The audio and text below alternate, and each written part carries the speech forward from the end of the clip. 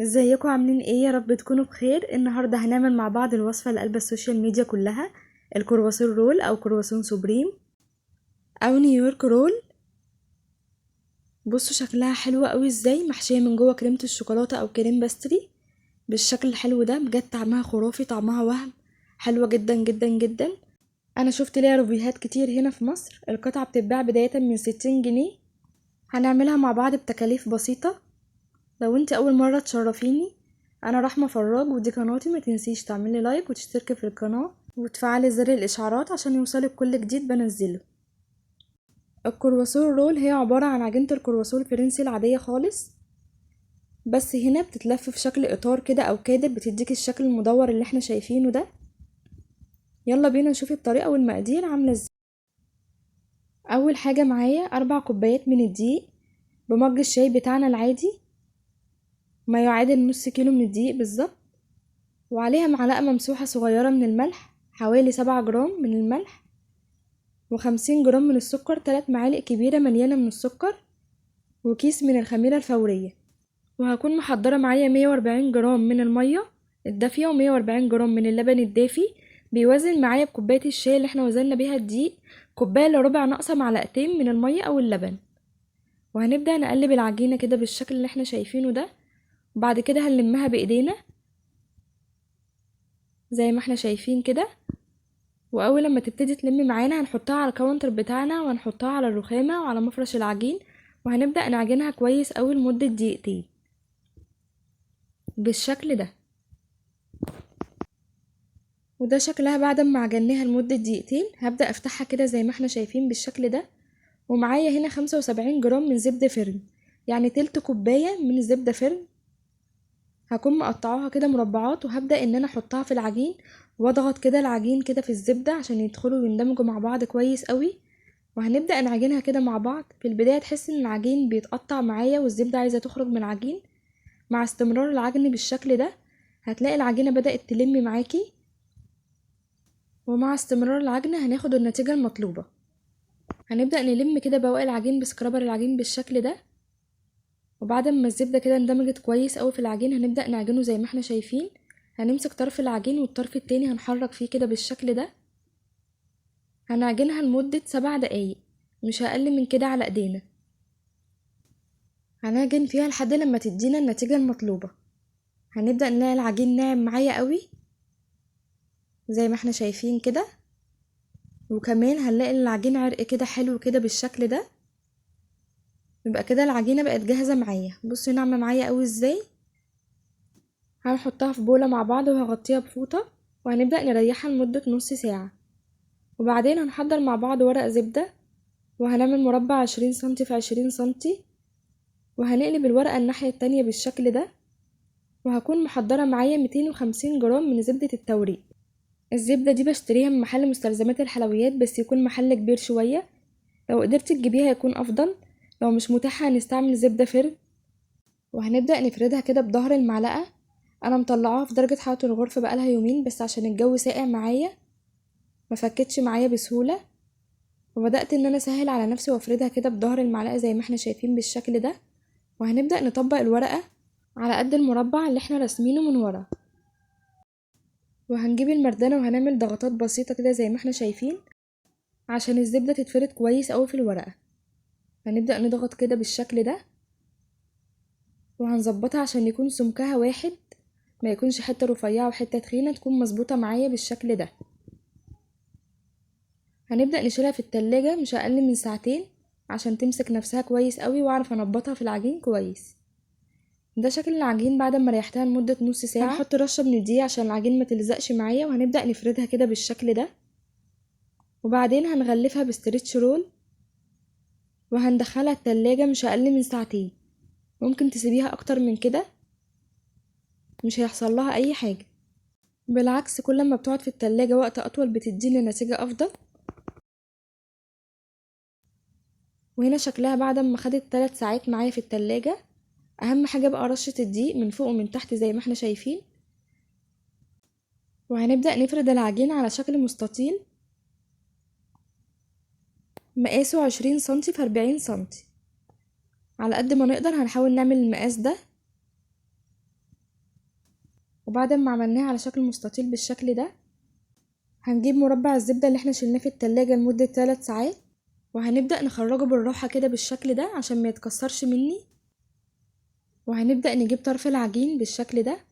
مفروض ان الطرف التاني هيتقابل معايا في النص على طول، لكن هي بصراحة كبرت مني شوية. حاولي على قد ما تقدري تظبطيها بحيث ان هي تبقى الاتنين مقابلين بعض على طول. وهنبدأ نبنط العجين بالشكل ده. هنضغط على الزبدة عشان تدخل كويس اوي في العجين وتديني النتيجة المطلوبة اللي انا عايزاها. هنبدأ نفرد العجين كده على شكل مستطيل. ما ننساش رشة الدقيق معانا.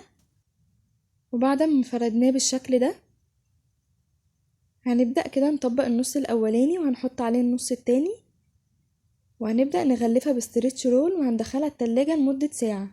وده شكل العجين بعد ما ريحناه مع بعض في التلاجة لمدة ساعة. هنبدأ نشيله كده من الستريتش رول وهنحط رشة دقيق من تحت ومن فوق، وهنبدأ ننبط العجين تاني مع بعض. وهنلف العجين وهننبط تاني بالشكل ده. واهم حاجة ما ننساش رشة الدقيق. وهنفرد العجين على شكل مستطيل. بعد ما نفردها هنبدأ بقى نشيل اي بواقي دقيق بالفرشة بتاعتنا كده بالشكل ده. وبعدين هنبدأ نجيب طرف العجين كده نطبقه وهنمشي اي بواقي دقيق زي ما قلنا، والطرف التاني. وبعدين هنحطهم هما الاتنين على بعض زي ما احنا شايفين كده. هنبدأ نلفها برضو بنفس الاسترتش رول وهندخلها التلاجة ترتاح تاني لمدة ساعة. والمرة الجاية لما نطلعها هنقطع ونخمر ونسوي على طول. وهنا بعد ما ارتاحت معايا هنبدأ بقى نطلعها ونحط رشة من الدقيق وهنبدأ ننبط العجين وهنفردها برضو على شكل مستطيل